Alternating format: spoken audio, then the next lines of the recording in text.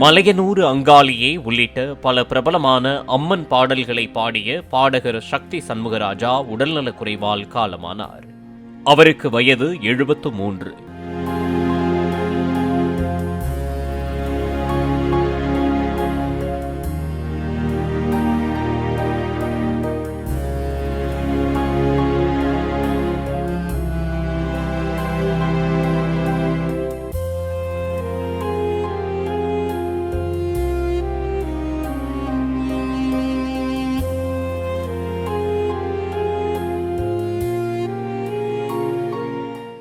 Play store மற்றும் app ஸ்டோரில் இருந்து பாலிமர் செயலியை QR கோடு மூலம் பதிவிறக்கம் செய்யுங்கள். செய்திகளை உடனுக்குடன் பெறுங்கள்.